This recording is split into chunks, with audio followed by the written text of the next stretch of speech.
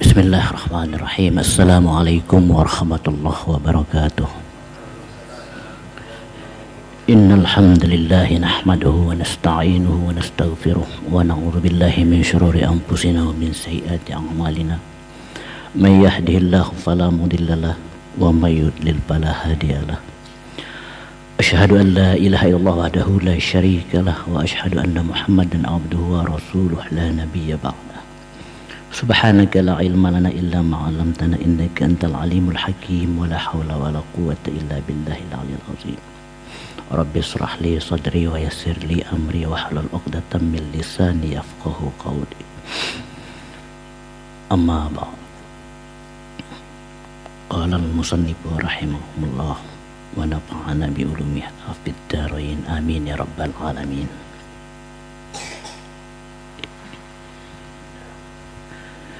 Sekarang kita sampai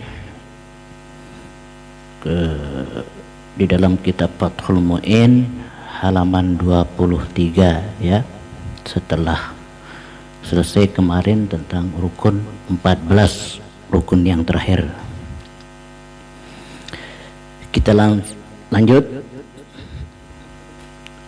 Perhatikan par'un, garis bawahi. Par'un ini namanya cabang. Jadi dalam usul ilmu fikih itu ada namanya usul, ada namanya furu'. Nah ini usul itu asalnya, kemudian ini cabangnya. Sunnah disunnahkan bil madil majhul. Dukhulu sholatin, masuk sholat binasyatin. Apa arti nasyatin? Dengan bergairah, bersemangat. Jadi ketika ada waktu kita harus bergairah, ambil air wudhu, semangat, dapat pahala. Bergairah saja, bersemangat dengan adanya waktu itu dapat pahala. Itu sudah dinilai sunnah. Ya, itu yang dimaksud dengan nasyatin, binasyatin. Artinya bergairah. Bahkan menurut Imamul Ghazali kita harus senang ketika ada waktu sholat. Kita harus senang dan bergairah. Ya. Kenapa? Li'annahu ta'ala, karena bahwasanya Allah Subhanahu wa ta'ala zamma tarikihi, mencela orang yang tidak bergairah, hati meninggalkan semangat itu Allah mencela. Biqaulihi, atas dasar firman Allah yang mengatakan wa idza qamu ilas shalah qamu kusala. Nah, itu katanya kan dalam Al-Quran. Apabila orang-orang munafik itu berdiri sholat, mereka berdiri dengan malas. Nah, untuk supaya kita tidak termasuk orang-orang yang munafik, jadi ketika ada waktu kita harus bergairah, kita harus bersemangat, jangan malas. Nah, karena apa? Karena malas itu adalah celaan Allah. Supaya kita tidak dicela oleh Allah, maka kita mendapatkan pahala kesunahan ketika kita bergairah ya di dalam memasuki sholat. Apa arti kusala? Artinya wal kasalu. Nah, yang dimaksud dengan kasal adalah al futuru wat tawani. Apa artinya futur? Itu tadi lawannya tidak bergairah, namanya futur. Apa namanya at-tawani? Bermalas-malasan.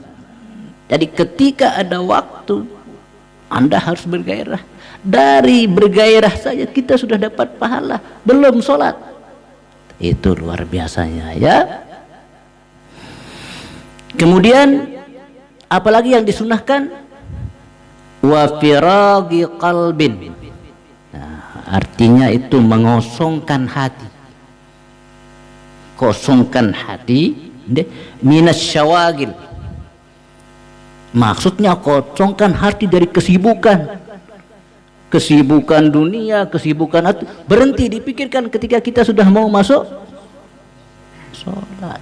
Kosongkan hati, itu maksudnya memikirkan kesibukan pikiran dunia, apa yang belum kita kerjakan, itu tidak lagi boleh dipikirkan. Ya,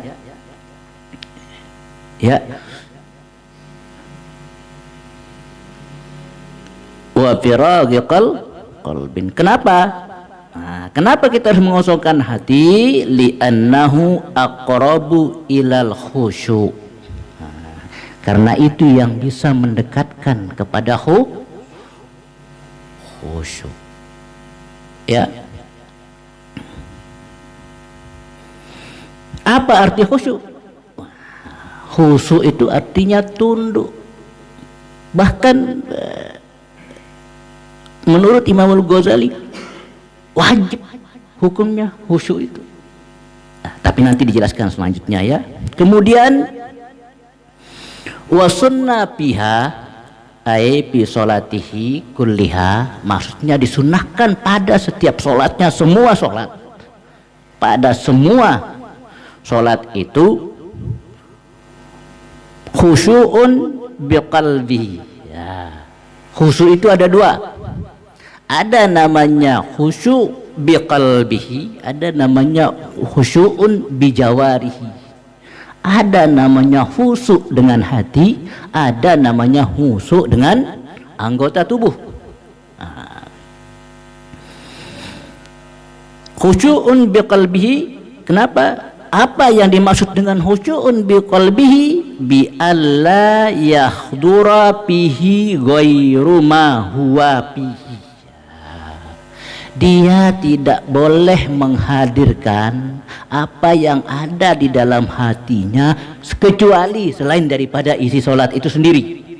Itu maksudnya mengosongkan hati. Tidak boleh dalam hati Anda sesuatu yang Anda pikirkan yang lain kecuali yang Anda pikirkan ya isi sholat itu sendiri.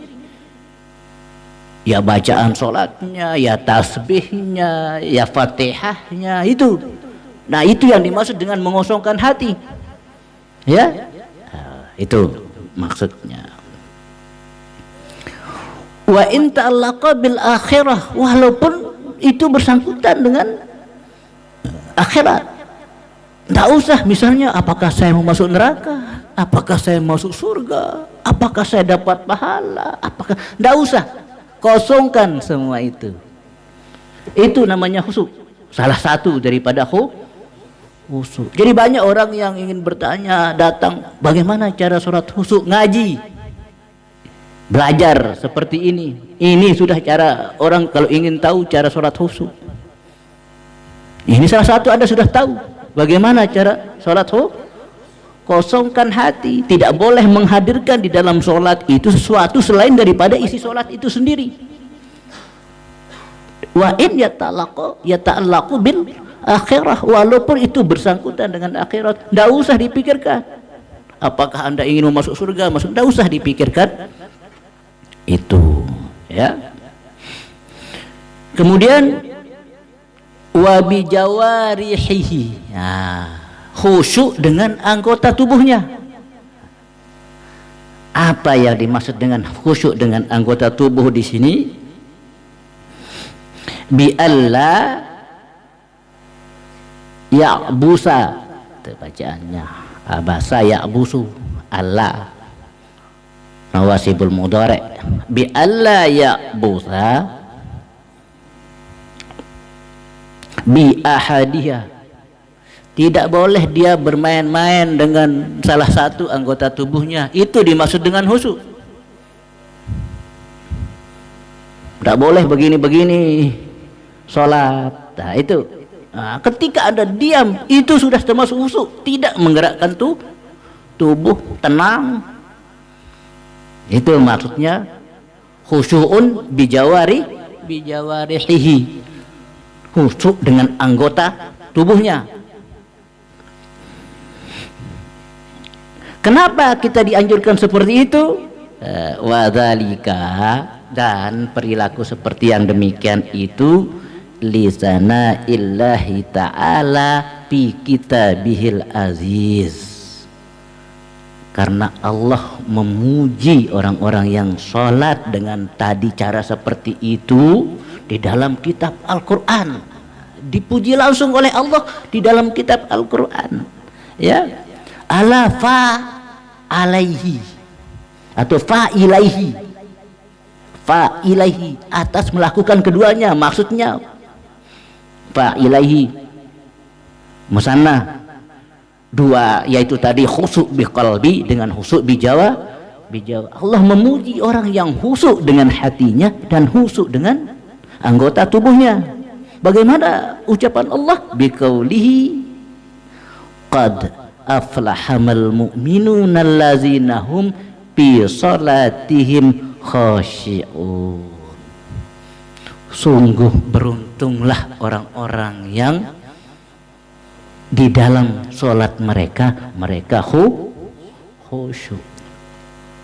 Jadi nanti ketika Anda ditanya apa itu nama sholat khusyuk, yaitu khusyu'un biqalbi wa khusyu'un bijawari. Itu yang dipuji oleh Allah.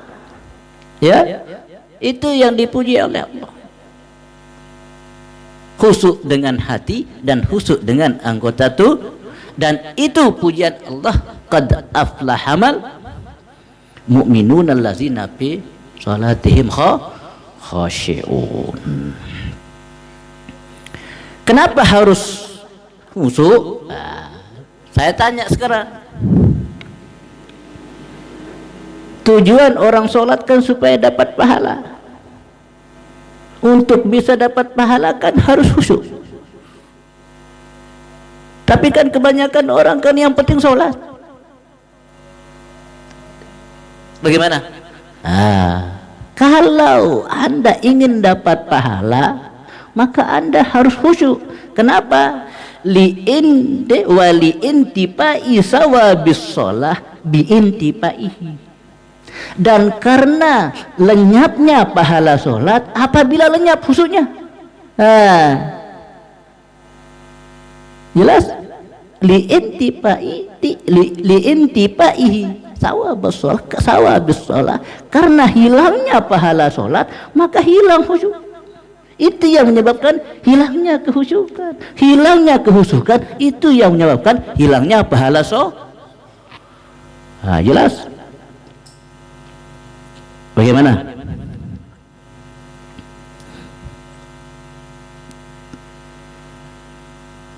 Ya, kama dallat alaihil ahaditsus sahihah, katanya, sebagaimana banyak sekali hadis-hadis sahih yang menunjukkan itu.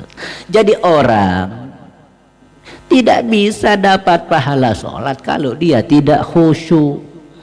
Dalilnya sahih. Oleh karena itu kita harus belajar sholat. Salah satu tadi metode untuk bisa sholat khusyuk yaitu berusaha mengosongkan hati dan tidak menggerakkan anggota tubuh. Itu dulu sekurang-kurangnya. Kemudian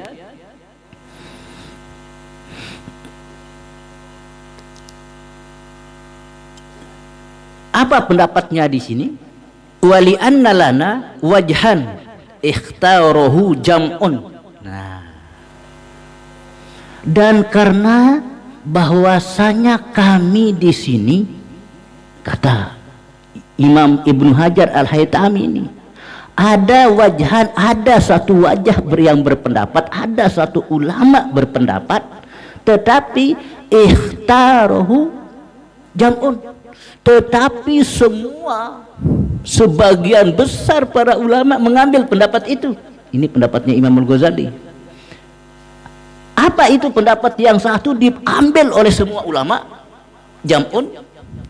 Apa pendapat satu itu? Annahu, mana tadi? Annahu syartun lissihati. Bahwasanya khusyuk itu syarat sah. Nah, jelas. Penting berarti Ada satu ulama berpendapat, tetapi disepakati oleh sebagian besar jam'un. Semua sebagian besar para ulama fikih mengambil pendapat yang satu ini. Yang apa kata beliau? Annahu syartun lis-sihhah. Bahwasanya husu itu syarat sah. Bahwa husu itu syarat sahnya sholat. Berarti penting kan? Ya, tuh. Ya. Nah, kemudian Anda bertanya, tadi sudah syarat sahnya pertama khusyu'un biqalbihi wa khusyu'un bijawarihi. Lalu yang lain apa saja? Nah, di antaranya lagi yang lain syarat-syarat supaya bisa khusyuk. Ya, apa? Wa mimma yahsilul khusyu'a. Nah, di antaranya salah satu yang bisa menghasilkan khusyuk istihdaruhu annahu baina yaday malakil muluki. Dia harus menghadirkan di depannya, paham? Ada raja di raja. Boleh membayangkan. Itu maksudnya di sini. Hadirkan di depanmu ada raja di raja. Maksudnya Allah sebagai raja di raja. Boleh bagi yang awam, yang tidak mungkin, yang tidak bisa baca Al-Quran dan lain sebagainya. Itu salah satu metode kita diberikan. Boleh itu menghadirkan di depanmu itu raja di raja. Allah itu sebagai raja di raja, ya. Tidak ada yang lebih besar daripada engkau ya Allah. Boleh itu menghadirkan, seakan-akan membayangkan di situ, ya. Boleh, ya. Kemudian alladzi ya'lamu sirra wa akhfa. Dia yang tahu, Allah ini yang tahu mana yang sir, yang rahasia, wa akhfa, yang lebih rahasia, mana yang sembunyi dan lebih tersembunyi, mana yang samar dan lebih samar. Itu maksudnya ya'lamu sirra wa akhfa. Makanya nanti kalau dalam ilmu tariqah ada namanya latifatul sirri, ada namanya latifatul akhfa, ada namanya latifatul khafi. Ada sir, ada yang samar, ada yang lebih tersembunyi, ya. Dan Allah tahu itu, ya. Nah, di dalam diri Anda ini pertama ada yang rahasia,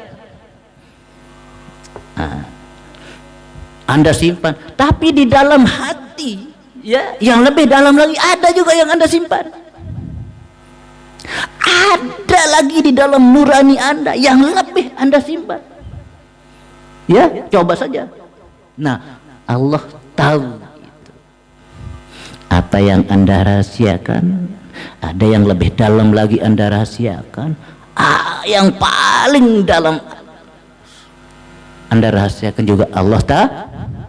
Itu salah satu untuk mencapai tingkat khusyuk. Lalu yunajihi. Nah, Allah itu membisikkannya, seakan-akan Allah mengatakan begini, akulah raja di raja, aku tahu apa yang kamu rahasiakan dan yang apa yang lebih kamu rahasiakan. Seakan-akan Allah berbisik atau kita berbisik. Itu yang dimaksud dengan ihsan. Iman, Islam, seakan-akan kita ngobrol dengan Allah. Oh, di mana dasarnya? Ya, ini kitabnya. Jadi belajar fikih itu kita diajar juga bagaimana tasawuf, tarekat, supaya lebih mantap juga. Ini bukan ilmu hakikat atau ilmu apa. Ini ilmu fikih kan? Ilmu fikih kan? Tapi kalau orang awam, itu yang dibicarakan masalah dalam. Ini justru yang harus kita pelajari. Kalau kita belajar, ya, kalau kita ngaji, ini yang harus kita pelajari. Apa lalu bisikan Allah juga? Wa innahu rubama tajalla alaihi. Nah, dan bahwasanya Allah itu terkadang tajalla alaihi. Apa maksudnya? Tajalli. Ya, ada namanya tajalli, ada namanya takhal. Allah itu nyata. Itu yang dimaksud tajalli. Jadi ketika Nabi Musa berbicara dengan Allah, itu namanya tajalli. Artinya seakan-akan berhadapan secara nyata dengan Allah. Itu yang dimaksud dengan ihsan.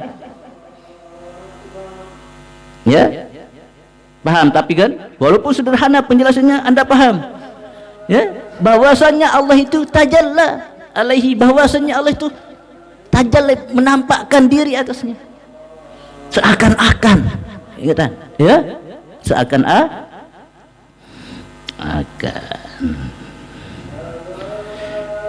Lalu bil qahri li adamil qiyam bihaqqi rububiyatihi. Lalu seakan-akan Allah itu memaksa apa? Li adamil qiyami bihaqqi rububiyatihi, bahwanya kamu itu tidak berdiri kecuali hanya karena hak ketuhanannya. Nah, paham? Kenapa Anda sholat? Anda memang sholat hanya semata-mata karena hak Allah sebagai Tuhan, karena hak. Artinya saya tidak semata-mata artinya saya ini tidak berdiri kecuali karena hak rububiyah, karena hak Tuhan aku berdiri. Kira-kira logikanya khusyuk atau tidak kita kalau begini cara sholatnya? Coba ilustrasikan, ya.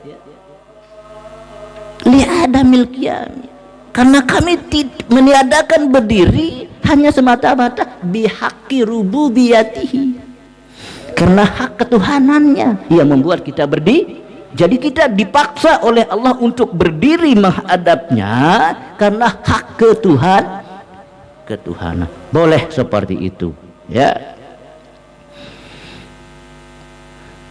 Kalau kita tidak berdiri atas nama ketuhanannya, parodda alaihi sholatuhu, maka Allah akan menolak atasnya sholatnya.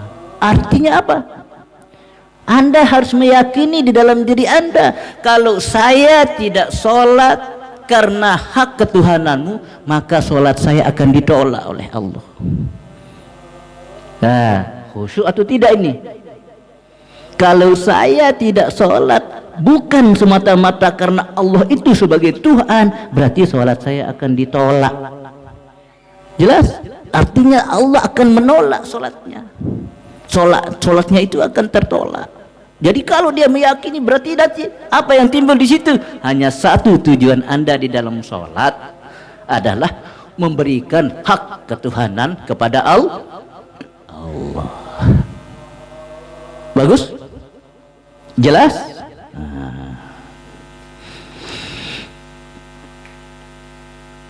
Wa qala Sayyidul Qutbi Al-Arif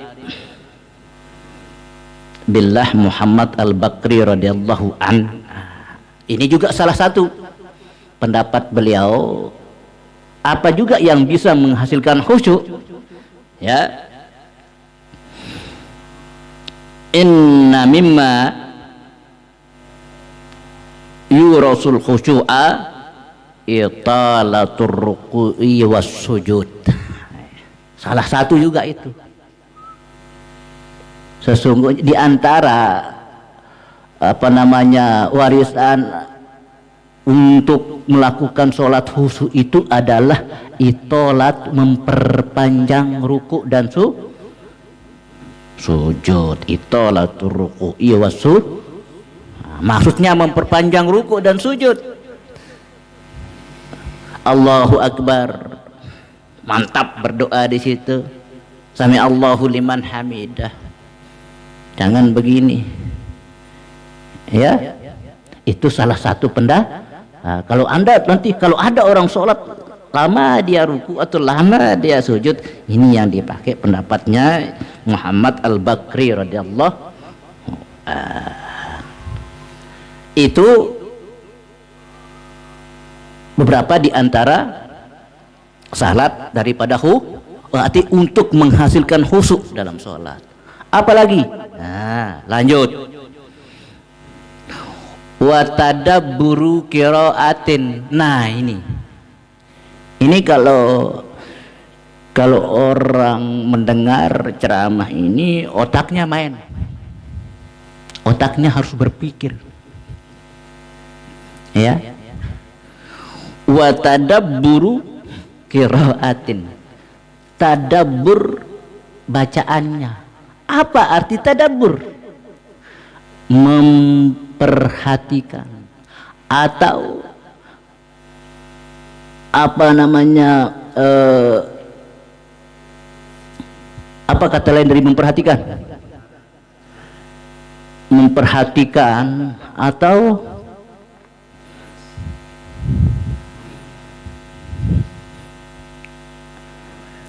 memperhatikan dengan baik, ya, itu namanya tadabbur. Ta'amulin. Tadabbur dengan ta'amulin itu maksudnya sama.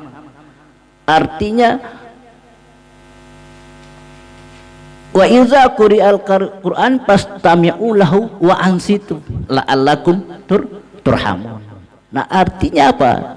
Anda harus tadabbur qiraatin, memperhatikan makna, ma'aniha,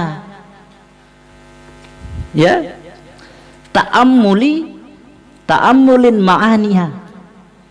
Anda harus memperhatikan makna-makna dari bacaannya. Nah, jadi Anda jangan cuma pintar ngaji tapi tidak paham makna. Itu salah satu cara untuk mencapai khusyuk, ya. Tadabburi qiraatin artinya ta'ammuli ma'aniha,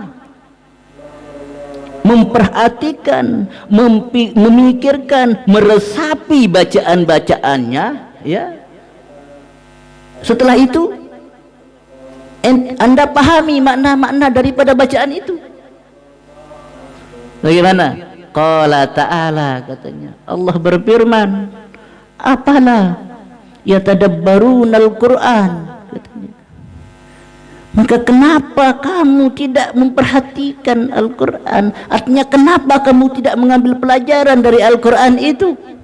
Maka nanti di dalam kitab Al-Itqan, di dalam ulumul Quran, ini hal yang paling pertama diungkapkan.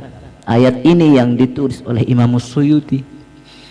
Apalah yatadabbarunal Qur'an, mengapa kamu tidak memperhatikan Al-Quran? Penting apa tidak? Tapi saya tanya, ini Anda tahu enggak apa arti sholatnya? Kabirong sampai tutup tahiyat. Jangankan ayat, makanya pendek-pendek aja baca ayat, paham maknanya. Yang terjadi ayat Anda panjang-panjang, Anda nangis, Anda sendiri bingung maksudnya apa. Penting kan? Ini apalah yatadabbarunal Qur'an, kata Allah. Kenapa kalian itu tidak memperhatikan Al-Quran? Arti memperhatikan makna-makna. Bagaimana Anda bisa memperhatikan kalau Anda tidak paham maknanya? Oleh karena apa kata Imam Suyuti, jin itu tidak mungkin masuk Islam kalau hanya karena suaramu dan dengungmu atau makhrajmu, tapi dia masuk Islam karena dia paham makna daripada bacaanmu. Ya, jelas?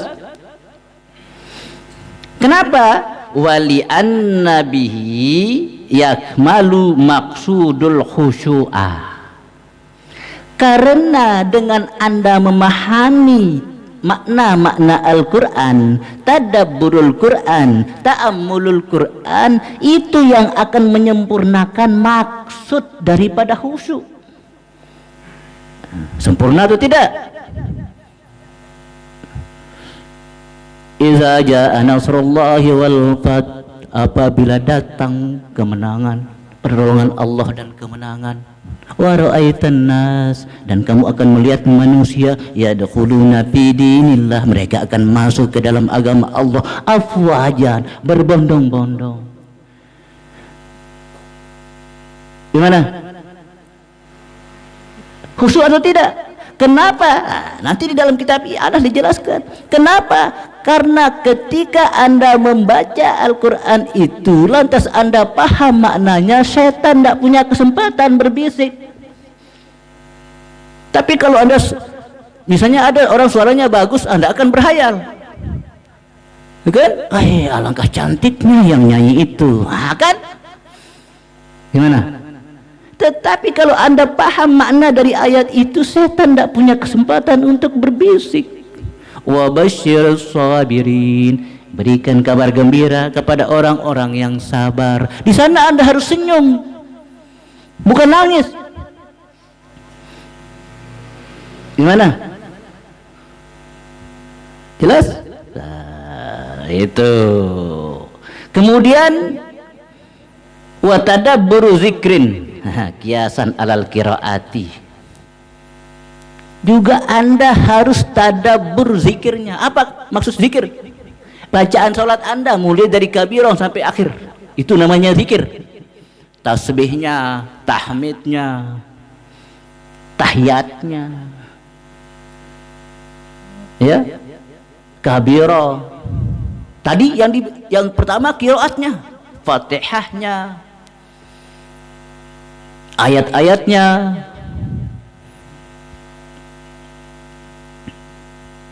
ya, ayat-ayatnya. Itu yang dimaksud dengan tadabbur zik. Ini kiasnya alal qiraat. Zikir harus subhana rabbiyal a'la wa bihamdih. Apa artinya? Ya, lalu ketika Anda berdoa di saat ini, di akhir tahiyat, at-tahiyatul mubarakatus salawatut thayyibatu lillah, itu makna zikirnya pahami. Kabiran walhamdulillahi katsir wa subhan Allahumma ba'id baini wa baina khotoyaya kama ba'adta bainal masyriq wal maghrib. Pahami itu, pelajari itu dapat menyempurnakan kehusukan. Kemudian wasunna idamatu nazarin mahalli sujudihi, disunahkan untuk menundukkan pandangan kepada tempat sujudnya. Ya, nunduk, jangan mendongak, tundukkan pandangan kepada tempat sunnah. Ingatan, lihat tempat sujud Anda, lihat kalau sholat, jangan lihat tembok. Makanya saya tidak bisa khusyuk ini karena orang pakai baju bagus-bagus di depan saya, karena yang dia lihat baju orang. Coba tempat sujud Anda lihat, khusus, ya. Jelas. Li'anna dzalika aqrabu ilal khusyuk, karena yang demikian itu mendekatkan kepada khusyuk. Walau a'ma, walaupun dia buta, tetap dianjurkan untuk melihat kepada wa in kana indal Ka'bah, walaupun dia berada di Ka'bah, sholat di Masjidil Haram, jangan lihat Ka'bahnya, tetap lihat tempat itu. Dari situlah jelas bahwa kita bukan nyembah Ka'bah. Jelas? Fil zulumat, atau di dalam kegelapan.